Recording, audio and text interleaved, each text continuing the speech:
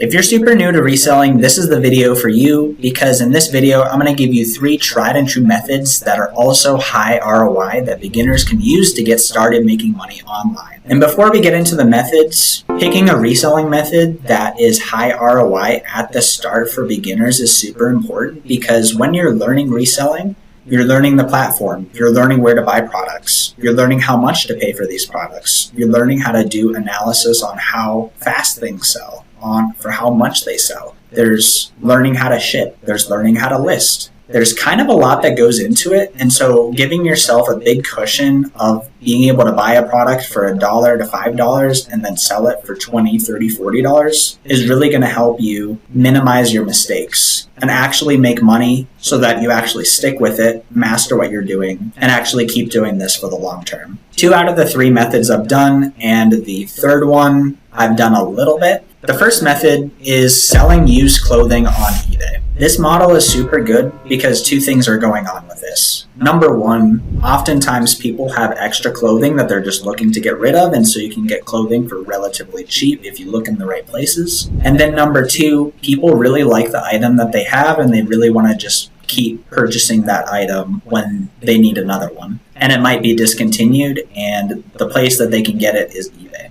So what can happen is you can purchase items for under $5, and then basically you're going to look up a bunch of items and build your knowledge in what sells and what doesn't. And you're going to list it on eBay and only pick the items that are listed for $20, $30, $40, $50 on eBay. In order to do this method, you need to understand what eBay items are actually selling for on eBay by looking at the sold comps. I should have a video about that on my YouTube within the last several months. And then you're also going to have to learn where to get these items. You can go to thrift stores, but thrift stores are the easiest place to go, and so the prices are going to be the highest. And so if you want to set yourself apart, go to an estate sale. Go to a flea market, talk to your friends and family and ask them if they have any clothes they want to donate. Get in your apartment's Facebook group for free stuff and see if people are getting rid of anything. You could do free pickups for people who are cleaning out their closets. The key is getting creative and then actually looking up items on a consistent basis and not just listing items because you think they're valuable.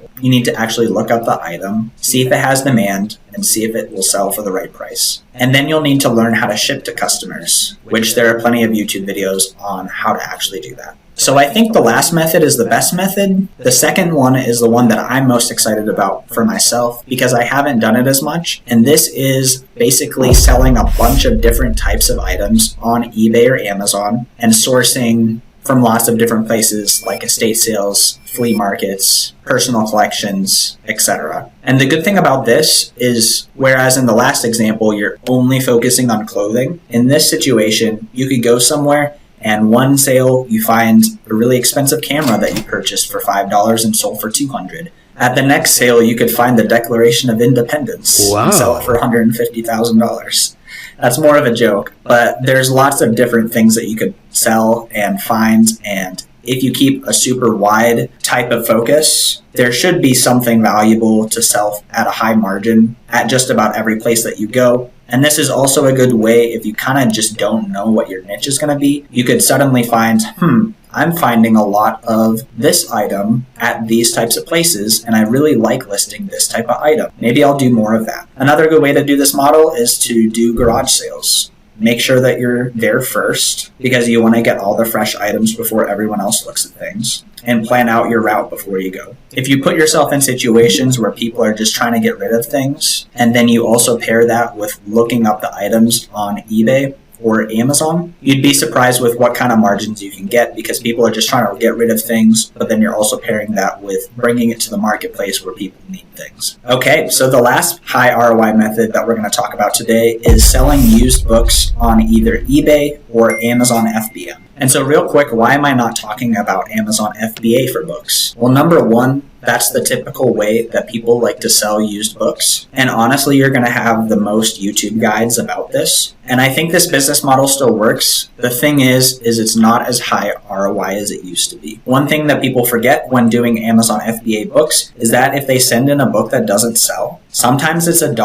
or $2 or $3 to even just remove that item out of your inventory. You might not have even paid that much for the book. And so doing this business model through something like eBay or Amazon FBM cuts out that risk entirely, and also pairs it with the fact that people, like clothing, oftentimes just have too many books that they haven't thought about for 10 years, and they would nearly pay you to just get it out of their house. So this is a business model where you're going to be able to get books for really cheap, maybe even free, or $1 or $2 or $3, and then you're going to be able to sell the items for whatever they're worth. So you're specifically only going to list items that are actually worth it if you're going to sell them. So here's the thing about books. Most of the books are not going to be worth it. You have to go through the books with something like a Bluetooth scanner and a software, or just looking up a bunch of books, or having some sort of specific knowledge about the books, and list the ones that are actually worth something. For example, you could use a software like Scoutly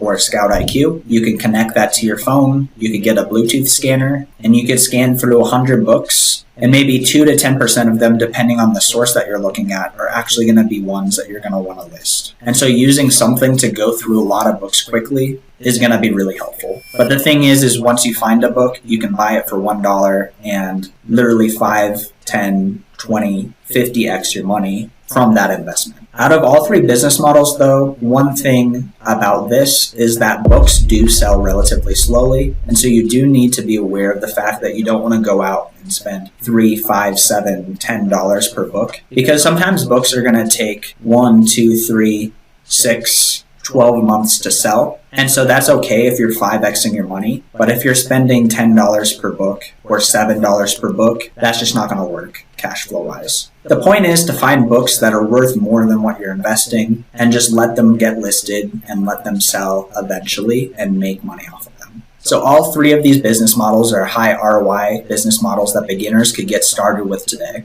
And so at the beginning, they're not going to be super good because you're learning through the skill on how to actually do this. But all three of these reselling models are ways that you can actually make a lot of money if you actually master it. For example, used clothing on eBay seems like something that you would think, how could you even make money? But yet there's a guy who is making 60 to 70K profit a month, selling used clothing per month, because he got so good at the systems and because he got so knowledgeable about the brands that he was looking for. If you want to learn more about this, his YouTube channel is called Tech and Sports, and he can help you with that. For all three of these business models, the money is going to come from when you actually master what you're doing with it, and it's going to be really casual money until you have above average knowledge on how to do the business model. That's how every business is, and this is no different. You need to get in there, take action, sell some things, and you'll be good to go. So if this brought any value to your business, then feel free to leave some value to me by subscribing and leaving a comment below. Hope you guys have a great rest of the day, and take care.